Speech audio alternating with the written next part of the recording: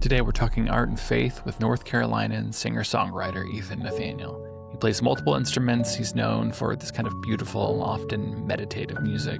You know, he's compared to Bon Iver or Gregory Alan Isikoff, but he's definitely in his own lane. You know, I was just on a project in New York, and I was walking through the city in the subway, and just kind of like chaos. And I felt like I was listening to his music in my headphones, and there was this kind of beautiful bringing order to chaos that I think is great. And I just highly recommend, like, go for an evening walk and just listen to some of his music. And I feel like if you kind of give the music space, it sort of like gives back to you in a way, if that makes sense.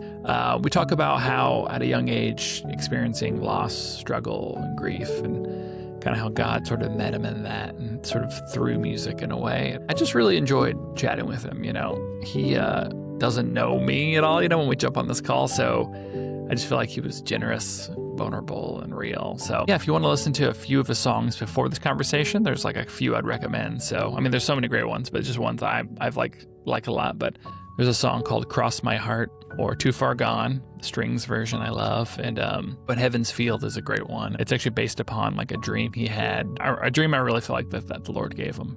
So without further ado, let's talk art and faith with Nathaniel. The first time God felt real to you. I was looking at this question today actually and realized that today is the 15-year anniversary of my dad going into a surgery when I was in 8th grade, a brain surgery. And this is a huge part of my story about like finding God. Before I say that, I'll say, like you, I grew up in a very Christian household. Both of my parents were on staff with, I don't know if you've heard of Crew. We call it Campus Crusade for Christ. Yeah. Changed the name, but yeah, very conservative household, and like we went to church all the time. But so all my life, my dad had suffered from epilepsy. So I had a couple of faint memories, like now that I'm adult, just reminding myself of like my childhood. And like my dad would take me to football practice every now and then when I was a kid. And I remember one day he was driving I think it was like a 1992 Lumina with a maroon interior. Great car, great car. Had a seizure when he was driving me, and I had to like jump ahead and like steer the car. We were in the neighborhood, so we weren't going so fast, but that was kind of like the life we were used to as kids. I have two brothers, and there were moments where things like that happened. Yeah. It was gearing up to this pinnacle moment where my dad was taking a bunch of medication and struggling health-wise. And he had an opportunity to take a surgery where they were going to take the brain out, part of the brain that was triggering the seizures, which is a crazy thing back 15 years ago, but I guess now it's a common surgery that they do a lot. But yeah, November 10th, 2010, he got that surgery, got bacterial meningitis in the operating room. And, you know, I don't know all the medical terms that happened to him because I was like, you know, a kid, but essentially fighting for his life for 2 years in the ICU. Just a crazy hurricane of events that happened that year, and you know what happened the past 2-3 years. Somewhere along that line, as a 12-year-old, I would just, you know, in a way, find myself trying to find meaning and, you know, And 12's a hard age for it's such a hard that, age. I'd say. The emotional maturity of a 12-year-old boy is not great. So I used to go in the hallway when I was, you know, when all of my brothers had left, and for the first time I would start like writing music and like just crying out. in a musical way that probably Yeah. sounded terrible. And that was like the first avenue where I felt like God was like, I don't know if it was me just singing out my pain, but it felt like a path to healing. And it's kind of Mhm. where I started writing music. But during that time, maybe my freshman, sophomore year, I really started to dive deep into the Bible for the first time and just in a real way for the first time, like leaning into God and to Jesus and to praying to Him. And it's almost not like I had this encounter with God where He felt real. It was almost Yeah. that I needed Him for the first time, where Yeah. I realized my need for God for the first time. Yeah. And looking back, just I feel just so much peace where I feel like the Lord really did meet me there as a kid. Yeah. And I feel to this day like marked by that. But yeah, that's a little bit about I think finding Jesus in a real way for the first time, Yeah. but it's also a story about me finding like music in a real way Yeah. during that same time. Yeah, Yeah. yeah. I heard someone say, like, to need God desperately is so often to know him desperately. It's like it's in that need that we often know him in a new way. So you felt like he kind of met you in the like the lament and in the music and like I don't want to put words in your mouth, but like in a way that almost using the music to bring peace and comfort. And it makes me think of like blessed are those who mourn because they will be comforted. But yeah, you feel like he kind of met you in that time. Yeah, I think there was a door that was opened in me that I didn't know was there, where I could just, yeah, lament and find some sort of meaning by creating. And also, like, looking back as an adult, I had so much support that I would not be here in the same sense without that support. I had, just a host of like really godly men, like basically interject themselves into my life without me really being aware of it as a kid at Yeah. the time. But there was like 6 to 7 godly men that just kind of stayed adjacent to me during my middle school and high school years. I later found out that I got braces from this orthodontist because he heard what was going on with my dad, and he talked to my head of school, and he gave me braces for free. We were kind of a Oh, poor family, like so that was a big deal. Just things like that. Um, yeah. the the the year my dad went for the surgery, I was homeschooled prior, and I think it was a month before the school year started, this small private school reached out to my family and was like, "Hey, this is a super last minute, but we wanna give your son a scholarship to go to this school."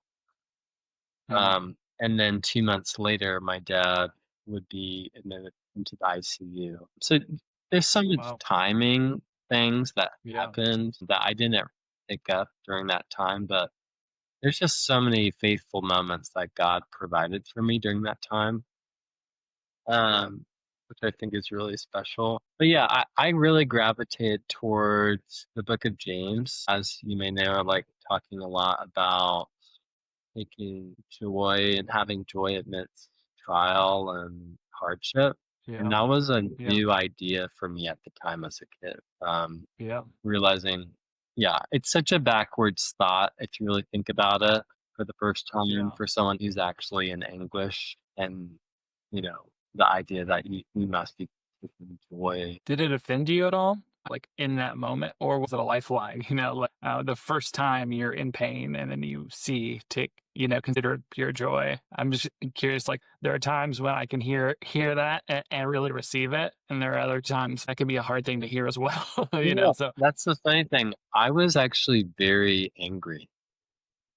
yeah, I remember I wasn't maybe angry, like, throwing things, but, like, I was yeah, agitated by that verse yeah, that I remember, meeting with one of the men that was kind of mentoring me indirectly and me just talking about how annoying this passage was. Yeah. And yeah, I just remember how I did not feel peace reading James for the first time. Yeah.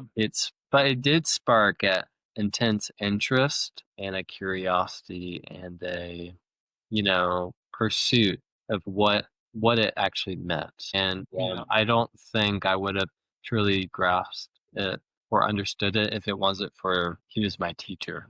Yeah. So, yeah, hopefully Yeah. that's a more honest view of my experience. Yeah. Yeah. No, I love it. Thank you for sharing that. Yeah, it seems like it was like a seed that was planted. And maybe because you had people around you who could talk about it some, it wasn't just like, I'm just getting rid of all this. It was like, okay, maybe I'll understand this at some point. That's interesting to hear. Like the fact that you brought it up now makes me think, okay, well, clearly it stuck with you and kind of came to fruition in some way. Yeah. Well, I'm looking I'm looking 15 years on from a traumatic moment in my life that's changed my life. Um, I'm seeing the fruit of what perseverance is.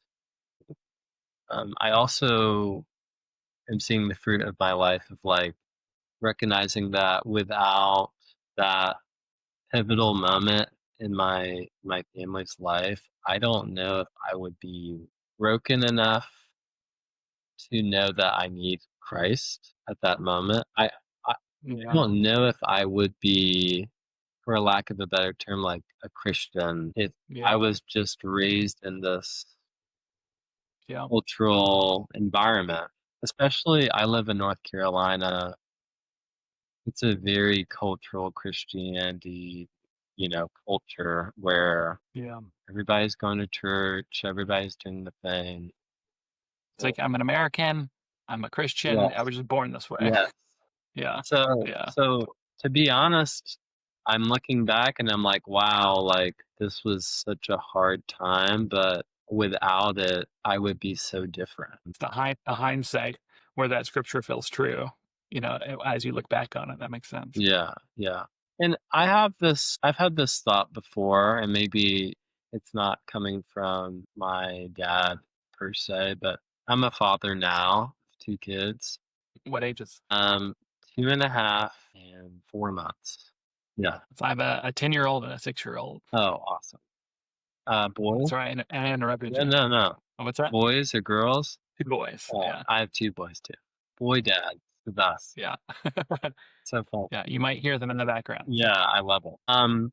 Yeah, it's kind of it's a hard thing I've wrestled with, but I'm like, if my dad, I know, so he loves God and like still has this sweetness about him. So I'm jumping everywhere, but he's still alive, but he's lived in a Yeah, nursing home ever since, and he can't walk. He has pretty heavy disabilities physically and cognitively, so sometimes he won't know who I am, but sometimes he does, and sometimes we talk about football and fishing, right?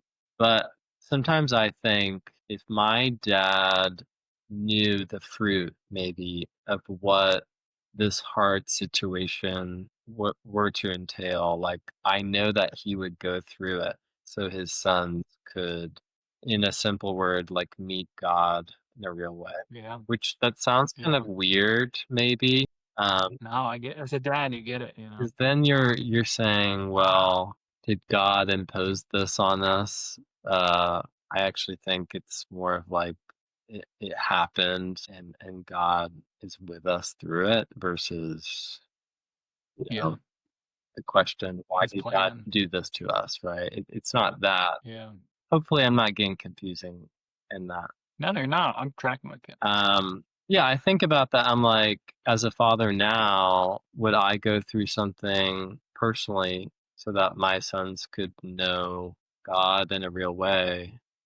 I think I would, which is a hard thing to kind of wrestle with, but it's been brought up just by navigating life as I grow older.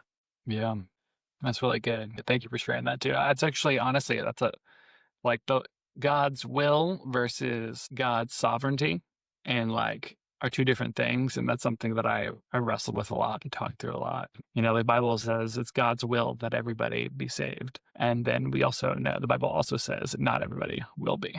And so it's clear that God's will is not always at place, but his sovereignty is, you know, that could be a struggle. But I wanted to ask you, how does this coming, you know, really sounds like coming from a place of like the pain sort of forces you not only to like look for God, but kind of look for truth and look for what matters. How does this kind of like affect as you're starting to write music? Like, how does this kind of bleed into your music? Is there, do you feel like it's still in your music to this day? Yeah. I think it kind of brought me to a place that, like I said, kind of in that hallway in my family home, I would just start writing, and not even writing in the traditional music sense, but I would just get my guitar and start singing whatever I felt. And kind of channeling, like, for lack of a better word, like anger, angst, all of this pent up emotion Yeah. in my voice and trying to sing from that place. And I still feel like I write from that now and sing from that now. Yeah. Um, I don't necessarily know another way, I don't think, to do that. In the sense that when I try to write a song, I want to be able to sing it from my heart, sing it from my belly. Like, Yeah. I want to believe it. Yeah. And sometimes that's me being inspired by something I've been through, and I'm singing it from a very real place. Sometimes I've written songs that are stories that I've thought up that aren't necessarily directly real, Yeah. but real in the sense that people go through them. And Yeah. um, As of, you know, I do filmmaking, and it's like the stories are not like a documentary on my life, but they're very much coming from real places. You know what I mean? It's like I think people get that when it comes to filmmaking. They're like, oh yeah, not every there's stories that can be very personal, even if the main character is a different person. You know, right, it's always felt like it makes sense for sure if that would be in music as well. Sometimes to me, it's like when you're younger, you're kind of surprised to hear that not every song is like, you know, a biography. right, right, But it's true in another way, you know. absolutely. Do you feel like the Holy Spirit is like a part of the writing process, or have you seen that? Or yeah, tell me about your thoughts. Yeah, I think there's mystery in that. I mean, there's a lot of mystery in how a song comes to fruition, or like comes to me, but or any artist. But I think it all starts from the point of being open, and there's been plenty of moments where I've been stuck on a song and I've been like, Lord, help me find Yeah, this song. To me, I feel like it's finding a song, like uncovering a song, um, versus creating it. So I feel, in the sense that the Holy Spirit is our helper. I feel all the time being like, Lord, help me with this, or what is this? yeah, And waiting and sitting and trying to listen. I found that that posture when I'm writing, giving me the ability to like find a lot of songs, and write a lot of songs. yeah, I think you get better at listening as you continue to write. Um, yeah, that's been my experience. Hopefully that answers your question. yeah, definitely. Yeah, I mean, I And think what? with other people's projects, if I'm producing and I'm stuck, I feel the urge to say, like, Lord, help. Yeah, yeah, And yeah, I think I navigate that in other areas of my life as well, of course, but in the musical stance, I definitely do that. Sure. yeah. That's cool. I know Quincy Jones is always like, "Oh, always leave the door open for God." Mm. You know, the idea of like being open and like trying to have an ear to listen, but also still, you know, moving forward versus just like waiting. I feel like in your music, there's like you're saying, I feel like there's this honesty to it. I'm using film terms here, but like faith-based is a term for films that generally is not means the quality is going to be low, at least in the film space. And your music is not the negative side of what that is, but your faith spills into what you're doing. But I'd be curious to hear from you what you feel like stands in the way of some of the, like the faith-based art we see. Yeah, I mean, I this is just me talking, right? Yeah, And this is just my thought. So I just want to disclaim that, I'm not totally. getting my microphone and saying this is the way. But to me, Yeah, my conviction on this is some of the messaging I hear is with artists and songwriters is saying, hey guys, we are Christians. So we must use our gifts and talents to make art for God or fill the earth with Jesus centered music specifically, right? Saying, and yeah, I think it sounds good, right? But my struggle with that is that I think when God calls us to fill the earth, right? He's saying fill the earth with beauty. It's not filling the earth with more Christian art. I think sometimes when you start a song with a box of saying this is where we need to go direction wise, you're naturally going to cut off something because you are putting it in a box a little bit, right? yeah, yeah, And especially like with algorithms and things like this, I mean, as you know, like there are kind of things that we want to align ourselves with as far as like messaging. So I think that is a big obstacle standing in the way of Christians who are artists making beautiful things. Um, yeah, I just don't think it needs to be inherently Christian in the way that if I believe that God is in everything in my life and I'm working and living out my faith as a Christian, God is in my relationships, God is in my marriage. I think singing a song about my wife or writing a love song about my wife, just for an example, is worship. yeah, It can be yeah, worship. It's worshipful. So I just think we are called to make beauty. I think that's what I feel called to. Yeah, in the musical sense too, but also as a songwriter of just going for beauty. That's objectively great, and the best way yeah, I can try and to attempt that, right? yeah, Not saying my music's great, but saying my ambition to try to achieve something great is an important thing to do. So yeah, yeah, and I think that transfers to other things like film and storytelling and all of our work. yeah. Um, that's just Ethan's thought.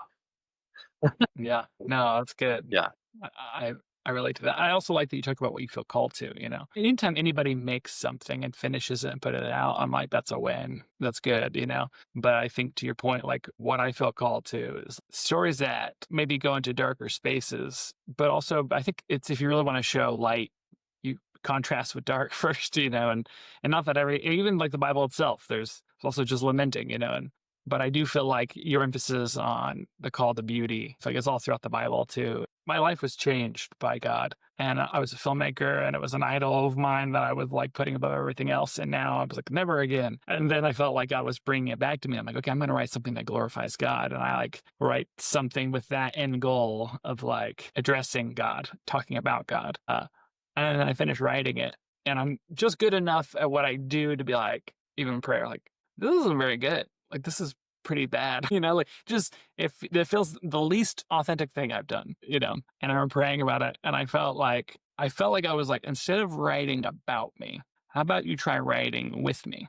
And it's the idea of like bringing him into the process and not being like, I know my end goal of what I want people to think and feel, but more just being like writing what moves my heart as someone who's chasing after him and whatever that looks like. And I feel like that's the project I just finished is going out. is that. And for a long time, I was like, I don't see how this brings any glory to God when I was writing it. And then as time went on and doing the notes process, I'm like, oh, it started shaping into something. And not that there's definitely not a call to faith in it, but I do feel like there's something there on a spiritual side. All that to say, I feel like the irony with faith based is that sometimes I think we're removing the act of faith ourselves, of like having faith while we write, by being like, oh, it has to be this and has to say this thing, has to, I'm sure you've heard the term, I think they call it like JPMs, Jesuses per minute in the Christian No, I music actually scene. have not. Okay, maybe it's like obviously a joke, but Yeah. it was maybe popular in the '90s. But it was kind of this, like a lot of these Christian artists who were like getting kind of like tired of Christian radio, so like, oh yeah, my JPMs were too low, so they wouldn't play it.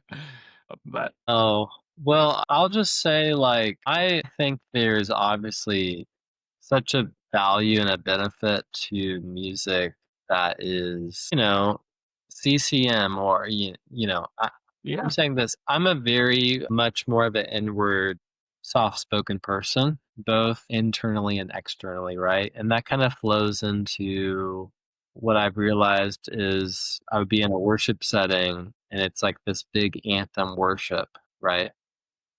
hmm, And everybody's raising their hands, even, in high school or something. And at the time, I was like, oh man, I guess I'm just not feeling God right now. But I realized everybody responds differently. And I respond in worship to instead of jumping around, I'm probably going to sit down and journal. Yeah, yeah, it's just kinda realizing, yeah, like, our lanes are so much different. So I think when I think good, about writing music, it maybe instead of Ethan singing an anthem, that probably wouldn't be in line with my heart. I think being in line with my heart is maybe singing more meditative songs and songs that maybe yeah, talk more about hardship and that side of life, right? It's yeah, kinda where I feel led to. So what I'm saying is we need both, of course. I think yeah, the popular music is probably more in the feel good space, and I would love to see more of the other side totally. become more in the limelight, of course. Yeah, it's interesting hearing you say that. So just literally on the subway in New York, and I was listening to your song "Too Far Gone," the strings version, um, and it just felt like it's hard to describe, how art makes you feel, right? But it just felt to me, it's not like an anthem. It's not like this big thing, but it felt like you could just see this chaotic environment of New York. And I feel like the song itself sort of brought this like order to chaos that was Mm, happening around me. Like it all kind of like was meaningful and made sense in a beautiful way. And I just felt a sense of gratitude to be there, and it was just, when you talk about being more inward, and it not being an anthem, I feel like that's almost like that's the fruit of that for me as someone who gets to listen. It creates something like it makes little things sacred in mm, a way, is how I would describe it. mm. That's really cool. Thanks for sharing that. Yeah, for sure. New York is a Is there, beautiful I was gonna say New York is a beautiful space, but it also is a lot as well. yeah, yeah, for sure. So Is there a song or two that jumps out to you that you're like, I'm proud of how this came together? Like, oh, these are one or two that are special to me. yeah, I mean, I have songs musically. I love all of course, I always love all my new songs. I'm like, "Oh, this is awesome." I do have a song, one of my older songs that has become something I've like kind of become wiser the longer it's been out and the longer I've been Yeah. living life. I'm like, "Oh, this has more meaning than I thought when I wrote this song." So it's a song called Heaven's Field. It's one of the first songs I wrote, and the story about it is kind of funny. But I was 21, and I decided I wanted to go to France and do a workaway. Have you ever heard of what a workaway is? Yeah. Yeah. So I found this like French kind of like estate, and so her dad was like a famous French painter, and she inherited this kind of old French house with like a lot of acreage, and it was kind of run down a little bit, but it was really beautiful. And so when I was 21, I borrowed my friend's banjo case and brought my banjo, put my clothes in like the banjo hole because it was an open banjo, Mm. and went to France, southern France, found my way there. Didn't speak French, which you should definitely learn before you go to southern France because no one speaks English in southern France, in my experience. I mean, a few Good to know. did, but so I would like chop wood for 3 hours a day and then go hang out in like the village and, have some cheese and bread and some wine. Sounds It really does. It really does. I mean, even now I'm like, that was a good trip. One night I had this really vivid, and you obviously now know more about my dad, but I was running in a field with my dad, and he had like a restored body, and I just remember I have always been the person that never gets dreams. I don't know if you've known any friends or even spiritual friends in your church and God speaks to them through dreams and you're like, yeah, that sounds really awesome. yeah, I've totally. I've never been that person, but I just felt super inspired by this dream.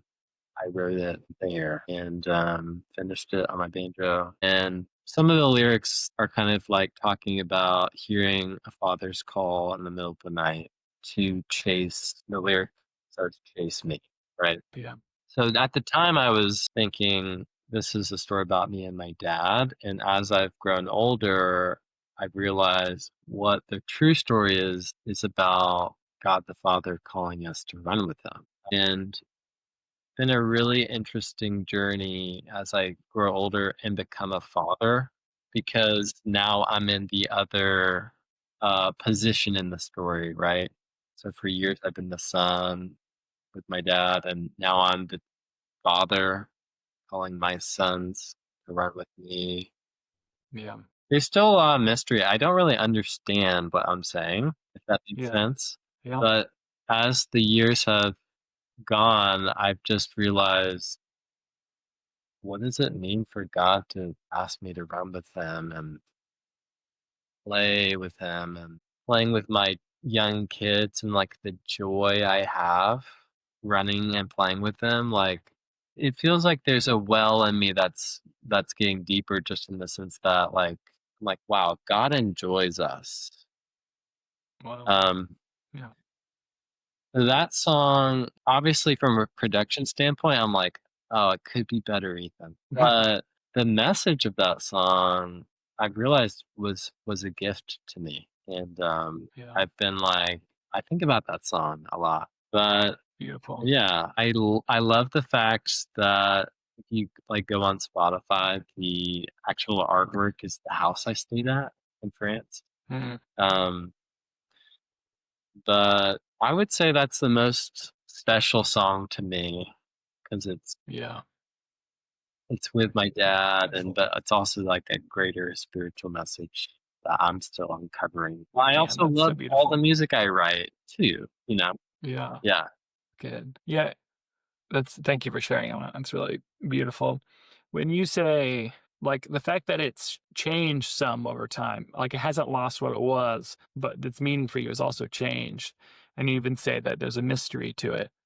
I think there's something really interesting there about artwork and the way that God can get involved with it. That even though we write it, that we always are like the full authors, that we get full ownership of something. You know what I mean? I just did a screening and people are like, well, what do you want people to take away from this? And I was like, I kind of hope that it's not all the same. I hope people have different answers for that. And not in like, I want to be mysterious, but in that like it kind of means multiple things to me. You know what I mean? Like it doesn't all mean the same thing. And I don't feel like I'm the only one making this. And not that I'm like, God is empowering me to make the world's grandest thing, but I do think that I don't know, I think that it's not just like we own every bit of it. I feel like art can change and form over time, and it sounds like you feel similarly that it's like, it's not just yours and it's like flows ended. This is what it means. Case closed, you know? Absolutely. The more I create, I think the more I realize there's there's a deep mystery with inspiration. It's not black and white. There's this divine mystery to it, I think, where we're not responsible for the inspiration that comes to us, I think. And I definitely think it's God, like the Holy Spirit inspiring Yeah. and yeah, speaking to us. And for me, music is a gift to me first. And I think Yeah. a way that God has like spoken to me through music and song, and it's like the thing that it's closest to my heart. And I think I can get very logical and rational, and music is has always been straight to my soul. Yeah, so I really think God speaks to me through music. It's the most effective communication method for him to talk to me. uh, and it makes me really grateful that, like, someone can listen to that song and, like, feel inspiration from it. Yeah. So yeah, yeah, ultimately, the more I just think, the more I realize they're not necessarily my songs, even though they are, but that's just my Yeah. viewpoint. Man, I love that. I feel like I've been doing this podcast for a while and I haven't heard someone bring up that it's first a gift to me, you know, the music. I feel like that's the truth. Like I was talking to a pastor and who's a great speaker. And I was like, I think one of the most important things when you're preparing a sermon is it's like the sermon you need to hear. It's what is the Lord speaking to you for this? It's like if you're just trying to write to what other people need to hear, what you think other people need to hear, or what you think, you know, it's kind of tainted in a way. And I even feel like when you're looking at art, people that have a lot of problems with like certain films, you know, especially in the faith space, they're like, well, I get what it's saying, but somebody else might think it's glorifying sin or it's, you know, and I think that it's like a matter of the heart and the spirit. Like you need to receive it first from your own perspective, you know, and I feel like even what you're saying in the writing process, I feel like that's cool and kind of spills in. And I like what you said about inspiration. Do you feel like there are any patterns to the moments you get inspired? I definitely think we have to make space to write. So the idea that like inspiration just comes and driving and hit with an idea that does happen. Actually, it happens in the car a lot. But I also Yeah. feel I have had to kind of make it a practice to sit every day.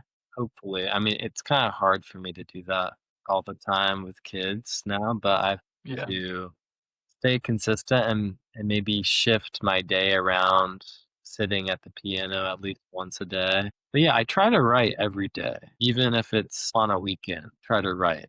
I'll Yeah. I sit down at my piano and I get my journal and I'll sing and just sing kind of whatever.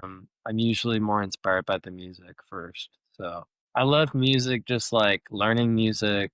I'm learning some Philip Glass right now on piano. It's fun. I love to challenge myself. So I definitely think there is a responsibility for the artist, the musician to pour in to like work on your craft, to work, Yeah. right? So that's definitely been a testament to how I've been able to write many songs and like but on the flip side of that, like sometimes I'll write, and I'm sure so many people have spoken of this, and nothing comes from it. And 3 days later, you're on a walk and you have the idea about that idea. And you're like, Yeah. oh, thank you. Totally. So, yeah, I think staying consistent is such a huge part in any creative Making field. space for it. Yeah. Yeah. But there's also a mystery of, something coming in your brain unexpectedly that is really cool as well. Yeah. Making the space, sort of opening up the sails a little bit to see, Yeah. you know, be available to catch the wind. Yeah. Um, do you have any like spiritual practices that you do part of your routine, whether it's like going to church or Bible or anything that is kind of become a regular part of your life? Yeah, I have had some in the past that I have like, I have to be honest because having some children has completely thrown off. I was gonna say, if you have a 4-month-old, right? Yeah, it's like Yeah. like, Yeah, it's I tough. think if you'd asked me that, like, 2 years ago, I'd be like, "Yes, every day." Yeah, Um, totally. but I one that is currently in practice for sure is journaling and writing things on paper. For some reason, it's just been a way that I can actually fully understand myself for some reason, and that always leads me into prayer, but prayer through writing. Um, Yeah, and that's something I try to do in the mornings, but like I said, like, sometimes kids change that, but totally. I always feel like that grounds me, uh, Yeah, to read my Bible, to pray. And then the second practice that is not in practice, probably because of kids, but that I would really recommend people to do, including myself, is going on a run or a walk if you don't run, with nothing, right? No music, um, yeah, just your breath. Um, yeah, but really just, like, going on a run. I used to go on runs all the time with no music, nothing. Try to make it a time where I just say, "Lord, Lord, Lord, speak to me," or Lord, be with me on this run." I don't know if you say this, but I'll just say, like, "Lord, here I am. yeah. I'm Breath just prayer, just running. yeah, I'm running and I'm that's thinking good. about you."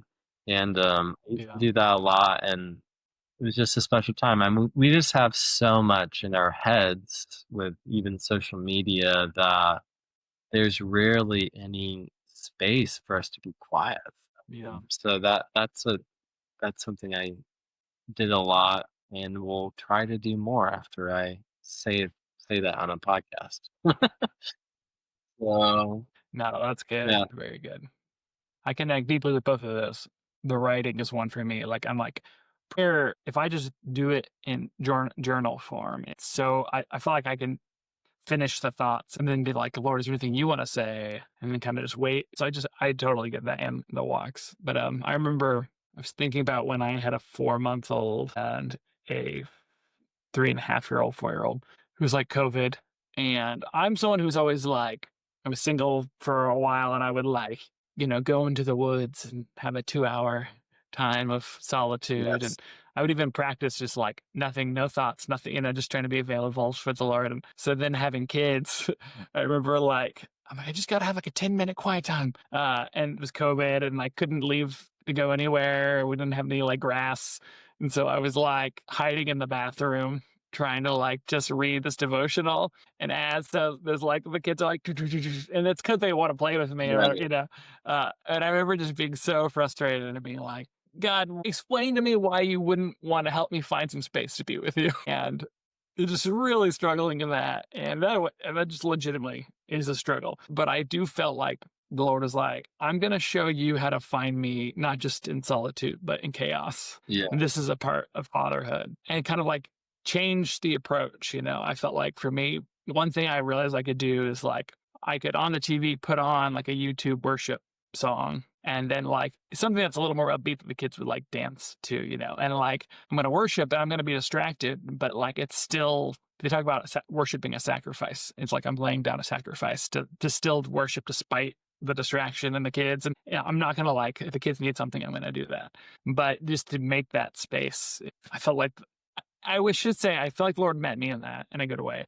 But it also was like a hard process. So I feel for you with 2 kids, 4 months. It's like I know that it can be a lot. yeah, But it's a real thing, of course, but it's like, yeah, I mean, I'm learning new things is what you're saying, like new ways yeah, about God through my kids that yeah, I wouldn't have found out without them, which is also really cool. But yeah, yeah. Yeah, high stimulation for sure with kids. It's great. Yeah. So I encounter a lot of believers. Maybe this is an LA thing.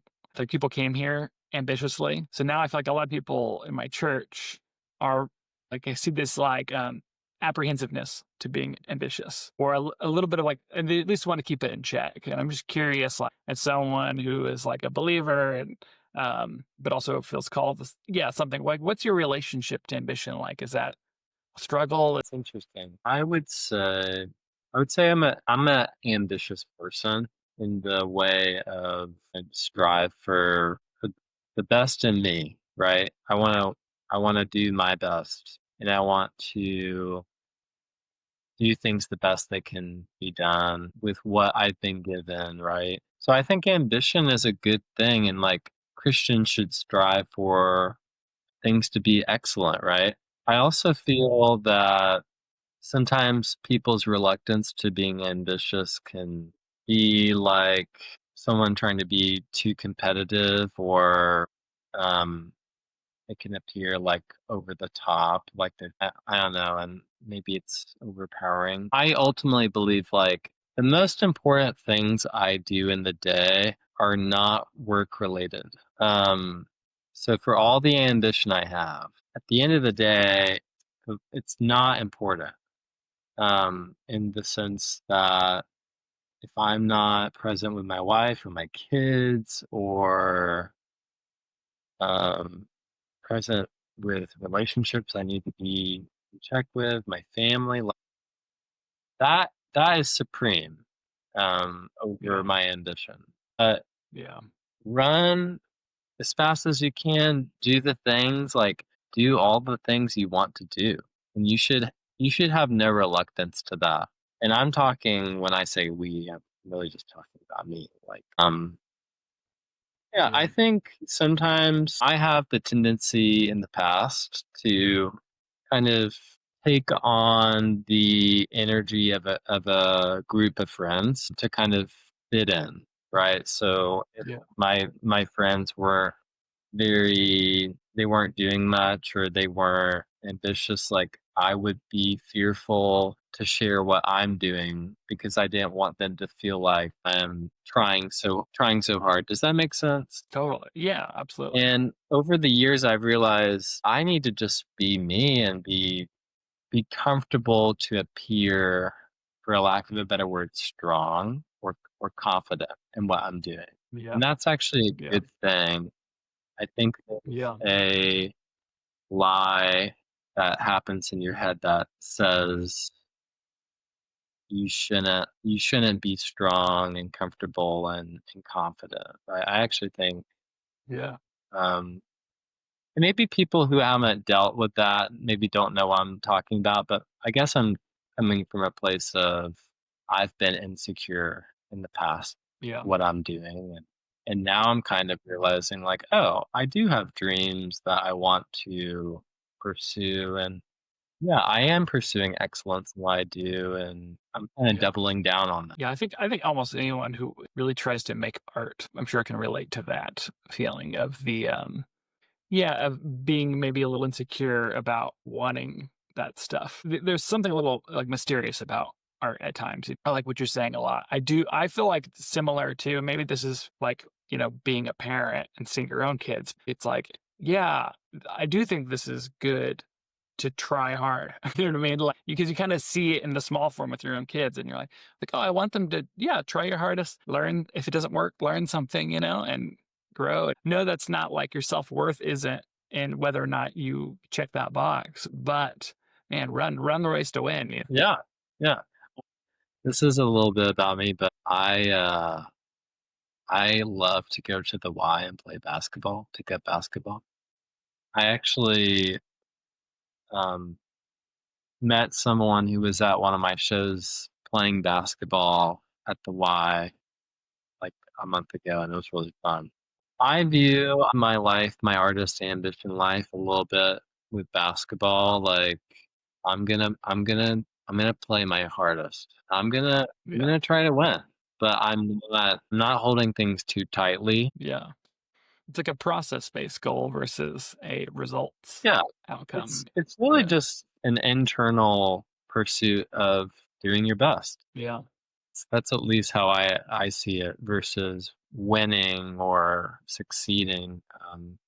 That Yeah. can easily become a god in your life. I think too, what I hear you saying too is like, you're like, I'm very ambitious, but it's also not the most important thing in my life. And to me, what that points to, I feel like I keep bringing it back on this Tim Keller sermon, but the idea of like, you can have misordered loves or appropriately ordered loves, you know? So, like, if your career is at the top, it's going to like cause everything to crumble, you know? At least for the Christian, I believe this. But if it's like, God, and my wife and my kids, and, you know, or like finding that order is sort of like the importance. With that in order, then you're kind of like free to like, you know, go hard in a way, you Right. know? Yeah.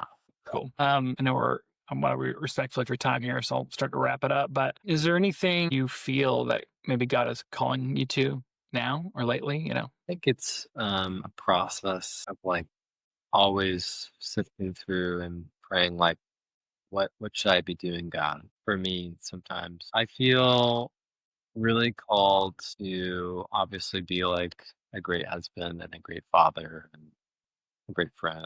With my work and like music, like yeah, just this feeling of bringing beauty back into the limelight has really been on my mind in the sense Yeah. of I think about just musically like bringing back arrangements and bringing back orchestra, Yeah. just like excellent things. Like Yeah. a dream of mine would be to I've always said, like, in my 30s I'm 28 now, but my dream has always been Ethan does some orchestra shows, you know, and Yeah. there's arrangements and there's, like, you know, things happening on that level. I feel that that's maybe my North Star musically where I feel so propelled to, yeah, try to bring, yeah, more excellent art into the world. I hate to say that in that terms, but that's just my vision. I'm like, I get Yeah. excited and passionate about that. Because I think in the Christian space, there's been some things traded in for quality, I feel like, and there's a lot of similar things just musically in production and the sound Yeah. is I do think the sound is changing in some ways, but to me, I feel really propelled to dig in my heart and see like what is that in me that I know is in there that we can write and hopefully like inspire people. So I feel to pursue beauty in my work. Yeah. No, it's great. Like I love everyone it. else, but yeah, maybe I'm oversharing or not sharing enough. I guess I'll know when I listen back to this podcast. No, I feel like, yeah, hearing what, even that from like an orchestra standpoint of view and bringing that in is really cool to hear. And I do think, man, more than ever, I'm like, oh man, beauty is like a part of the call of like coming into the earth, subduing the earth. You know what I mean? Like, and the first time God sends the Holy Spirit in the Bible, it's for an artist who is like working on I think the Ark, the Covenant or something. But it's so clear. Oh, there's so many times God does things literally for beauty's sake, you know? And so I do feel like it's a very like, and you know, maybe the cheesy term, but it's like in our dad's DNA, you know what I mean? Our Yeah, spiritual DNA to make beauty. And it can absolutely be an act of worship. So yeah, I think that's cool. yeah, yeah. Awesome, man. Last final little simple question. Any resources, books or habits, like if someone feels called to create anything that you would recommend? I would say you probably know this book, but The War of Art uh, Yeah, is a great book for I the have it. artist. Um, I have it right here. yeah. I love it so much. I bought the Oh, hardback. you yeah. If you haven't read the book, you should. Yeah, and that's been a great resource for me. I feel like I'm still learning. I feel like maybe I should be asking you this question, but You're making stuff. yeah, I'm just I feel like I'm still learning and growing, and I think my big thing is, as far as a music thing goes, is to not focus in on small nuances of recording your music, and just like